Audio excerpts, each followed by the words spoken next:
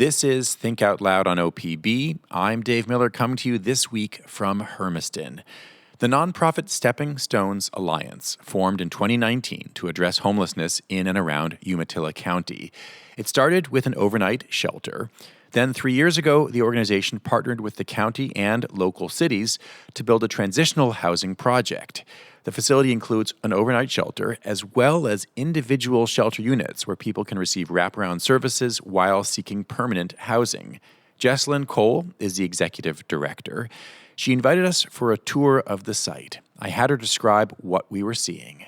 So we are on our site. This is Stepping Stones Alliance. It's part of the PATH project, which is made up of Boardman, Irrigan, Echo, Stanfield, Umatilla, Hermiston, and the county of Umatilla all came together, and they contract us for services to help those experiencing homelessness in the area. And so I see a couple different kinds of buildings or structures here. The ones that immediately caught my eye look like Conestoga wagons. Yes. These sort of that classic hoop shape with fabric or vinyl over them. Yes. What are those? So those are our individual shelter units. We currently have 23. We are adding an ADA unit that hasn't come online yet. We're working on getting electrical into that. But yes, they form the start of a horseshoe, and that's where our members live when they're on site with us working on whatever goals they have to eventually get into permanent housing.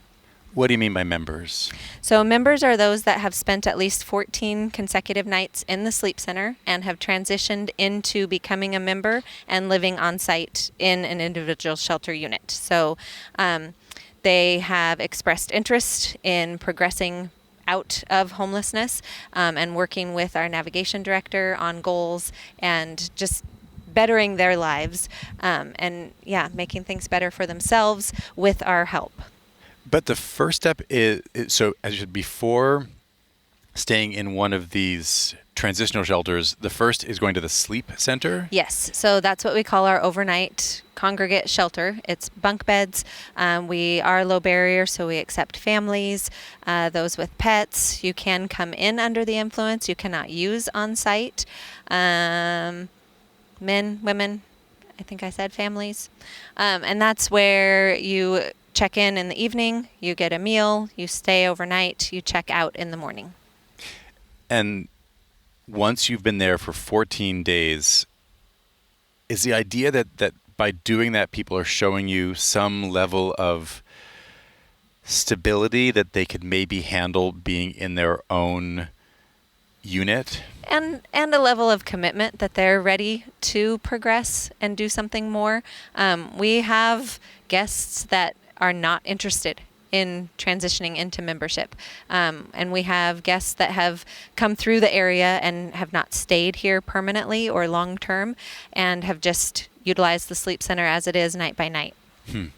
I'm curious about the siting of this place. As we were driving here, so we were in the middle of sort of downtown Hermiston, and then we drove for, about 10 minutes or so, and then the GPS said, make a right, make a left, and pretty soon we were in a cloud of gravel dust with some big machines around us, and I thought, we may have taken a wrong turn, and then we got past the huge piles of gravel, and then here we were. How did you end up in this site? Well, the site was decided before I came on board. There were lots of discussions in different municipalities of where to have this permanent location. Keep in mind that we already had the sleep center and were offering services, but we knew that we wanted to expand, be open 365 nights out of the year, offer the navigation services, so needed something bigger than what we were in. There was lots of discussion, lots of looking in town, and nothing was the right fit. I'm not going to get political about it, but there was a lot of pushback on where people didn't want it, I will say. There were a lot of opinions on where people didn't want it. This land was owned by the county, and the county was willing to use it for this purpose. And it has turned into an incredible blessing that we are out here, that we have the space not only to do what we're doing now, but to expand further.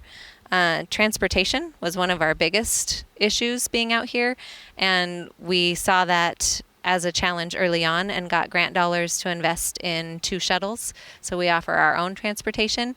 Since being out here, Kayak, the local transportation, public transportation through the tribes, does now have a stop out here. So they come through several times a day, and that has helped tremendously as well.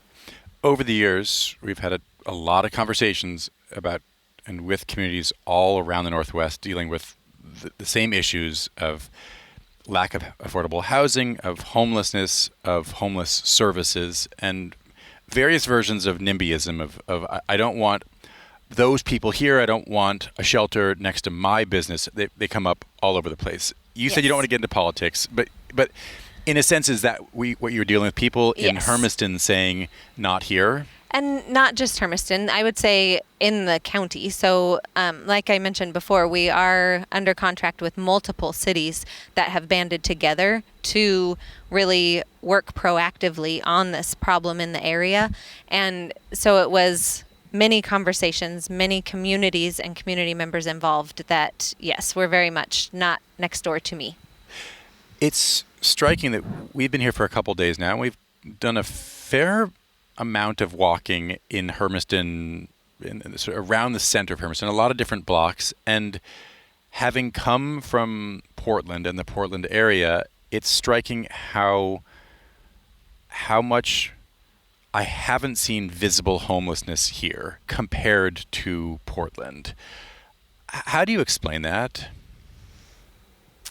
I think there are a lot who, if they don't want to take advantage of the services that we offer, are outside of the city. So along Old River Road, there are some houses that we know about that many people are staying in. Camping is one, RVs, and it's just more spread out. So it's not as concentrated. There are pockets here and there, and we go monthly on outreach visits and go to known encampments, known areas, and check in with those folks, see if they are ready to take advantage of our services, if they need anything, how they're doing. But I would say that's the biggest part of it, is that we're just so rural and spread out that the problem still exists, but it's not as obvious or evident because they don't necessarily want to be seen. What have you learned from those regular monthly surveys or walkabouts and the once every year or 2 years required point in time counts? What does the need for services look like here right now?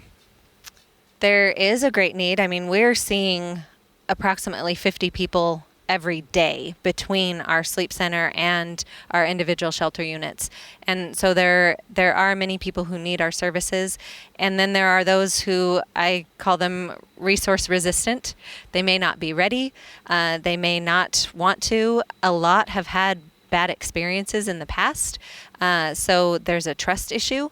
And we are actually seeing more now, since we've been here long enough and have a reputation. Some of those that have said no in the beginning are coming around and showing up and starting to engage with us and seeing that we are doing what we said we're going to do. We are offering a hand up. Can you give me a tour? Sure. So what do you see as the areas here that really have made this successful? So we've continued to add to. So we started with 21 individual shelter units, and we've added 2 along the way, so we're up to 23. But as we got on campus, we saw what was missing, what we needed. We've added some lighting. We added I don't know what to call this, the outdoor shelter area that is for groups. So we have picnic tables under a canopy that is just nicer area for them to sit. We just added a propane grill, got grant dollars for that so they can cook outside. We did have to add an additional storage shed so that we can have space for our cleaning supplies and toiletries and clothes and different things that we offer. We just continue to grow and add and write grants for those things that we don't yet have. So we're walking on the path now between the individual shelter units, and each shelter unit does have an outlet, an interior light, a heater, and then a light on the porch as well. And then a cot and some places to store your things. Yeah, has a bed, and then we do have the outside each unit is a rolling storage bin that they can use as well. And then we passed showers and bathrooms back there. Yeah, members have access to the shower trailer 24 hours a day, and then there are 3 to 4 mornings a week that we offer showers to the guests that are in the sleep center. How big is the waiting list? So it really actually goes quite quickly. We have had a few times that someone has had to wait a few weeks, but usually it's a matter of days. We have turnover either because people have been successful and are moving on to better, or they've decided that this isn't the right fit right now and they go back to the sleep center or go somewhere else. So we actually have pretty good turnover and not too long of a wait. You mentioned that one of the reasons the waiting list isn't that long is that some people leave here, some because they decide that it's not right for them, and others because they're getting into better situations. I mean, what would you say is your track record in terms of getting people into some version of permanent housing? I would like to say it's phenomenal, but being in the area we are, there isn't the housing that we need. So it's oftentimes that we have members on wait lists that just don't decrease. Nothing opens up within their price range, or with a landlord who is willing to rent to somebody who has evictions on their record or has a criminal record. So it makes it really challenging to find that right fit. That being said, we have had successes. We work closely with CAPCO, with Umatilla Housing Authority to do everything we can to find those housing situations and get our members moved on to something more permanent. Jesalyn, thanks very much. Thanks. After we talked with Jesalyn, she introduced us to one of the people who was living in an individual unit. Sean Scanlon grew up in Southern California. He went to college in Spokane and has lived in Hermiston for 35 years. I asked him how he ended up at Stepping Stones. I ended up here due to health issues, lack of planning, and addiction. Okay. Yeah. 3 different things that somehow overlapped. Sure. Do you mind telling us the short version of the story? Yeah, I just had I fell in love with a bottle of vodka for a number of years. Couldn't do without it. I grew up, I didn't touch vodka, I didn't touch alcohol or drugs until I was about 28, 29 years old, period. But when I did, it sure took a grip on me. And the reasons why I just did, just made a poor judgment, poor judgment. And it just got a grip on me, and then off it went for a good number of years, 20 years, 25 years, and always saying, "Oh, I'll quit. I'll get a grip on it." But it progressively got worse and worse, and then the alcohol and the drugs, cocaine and methamphetamine, So. How long were you homeless for? Probably about 2 months. I was married. I've been divorced for about 10 years now, but I've got 5 kids. They live here. And a number of friends here that I probably could have shacked up with or this and that, but I was just so in a state of mind, like I could not believe it. But I couldn't pay my bills. I couldn't keep a job to that point. I couldn't manage myself, and it was unreal. And I just said, well, I'm going to do it on my own. And I found this place, Stepping Stones. Thank God. And when did you get here? I got here about a year ago. Yeah, and I'm sleeping in my truck, for a couple of months, and just living however I could, I could, and yeah, showed up here. Thank God they had a bed for me and a shower, and I kind of got my footing underneath me again, and confidence was the main thing. Confidence in what? In myself, huge, and that I could beat these things and move on. Because I'm 60-something years old too. So there's, at that time I kind of threw in the towel, like it's over. My life is done. Literally, you thought that seriously, that your life was totally, was soon to be over. Yeah, but once I got confidence underneath me and people around me here, that was far from the truth. My life is just beginning. What kinds of services have you taken advantage of since you got here? Right. So they have a number of services here, like the buses, transportation, different programs here that they offer on weekly and daily basis for everyone. Just to get people involved in things, involved with each other people, but not as well as yourself, and one-to-one communication with people as well too, with certified people to do that, and that's helped immensely too to help set goals, and which had been a big part of my life previously, and I just threw those out the door and then forgot completely about them. But goals are such a huge part, and attaining those goals, making attainable goals are huge for me. And then they have been, and I've been able to attain some goals here, and attain further, ones furthermore up in the future here too. So, what were those early goals that you've attained? Right, and they were simple goals. I very simple goals, like getting up at a specific time, eating breakfast at a certain time. And what I initially did was I had a chalkboard, a grease board, and I would set 6 a.m. up, 7 a.m. eat, 8 a.m. work out, so forth and so on, throughout my whole day. I've done that in the past, but it wasn't that hour by hour by hour, and that's basically how I started out. For me that worked. Because I've attained those goals, and now I just go like 6. Let's do this. And I know what I'm doing between 6 and 10, but I'll write some things in. I still do that. Some things here and there to attain and goals, but and we've set some goals further beyond that, as far as job wise, and my addictions as well, to maintaining abstinence. Is sobriety one of your goals? Sure. Yes, it is. Yeah, and I tend one goal is to attain 2 AA meetings a week as well as NA meetings, which are crucial for me. If you lay off those things, you're not gonna. For me, I'm not gonna make it. If you don't have peer support regularly, a part sure, of your and life. listening to other people's stories and stuff, it's monumental for me.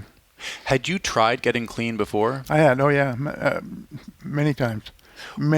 What do you think? And is this period of sobriety different for you? It is, because it's just I want it to be more. The next 20 years, I want to do the best years of my life. I really do. And not that the past 20 or 40 years couldn't have been, and they were. I had great times, but you think back and like the times that were wasted because the hours and the money and so forth and so on, the friendships burned, and bridges, this and that. I just can't imagine all the things that happened. But I don't want that to happen anymore. I'm done. I reached a point where I'm done with that, and I'm better than that. Do you see a viable path to get out of here and to get into your own housing? Yeah, sure, I do.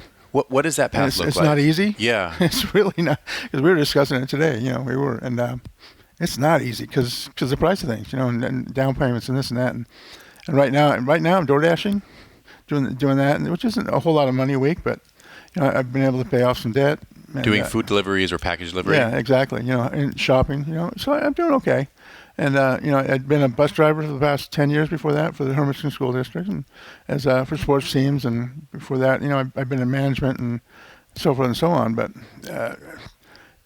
to do that again now is just, I don't know if it's viable, with health issues and that. So there's options for me out there. I certainly are. But putting together first and last and a deposit to get your own place, if there's not that much affordable housing. No, there isn't. You're looking at $1,500 minimum with another $1,500 to $2,500 minimum down payments as well too. So it's difficult. It's not out of reach. I know that, but it's doable, but it takes discipline, which I haven't always been the best at, but I'm doing it here now too. So If 20, 25 years ago, maybe even less, I'd asked you your thoughts about people who were homeless, what would you have said? oh yeah, like I wouldn't have said anything that good. I don't think, not even but I wouldn't have. I know I wouldn't have. Bums, get a job. What's their deal? Just I'm sure just the same things a lot of people say. And now that I've been amongst them and lived with them, and I'm one of them, it's not that I don't think the same things at all.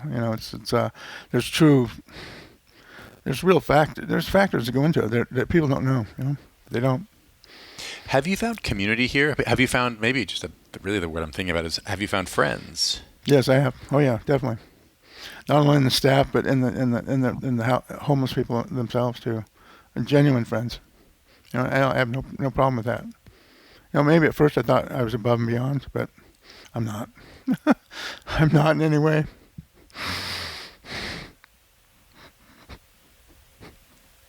Thanks very much. Yeah, you're welcome. That was Sean Scanlon, who lives in an individual shelter unit at the site in Hermiston run by the nonprofit Stepping Stones Alliance. We also heard from Stepping Stones Executive Director Jesalyn Cole. Tomorrow on the show, the Blue Mountains encompass nearly 5 million acres of national forest in eastern Oregon, and they're long overdue for a new management plan.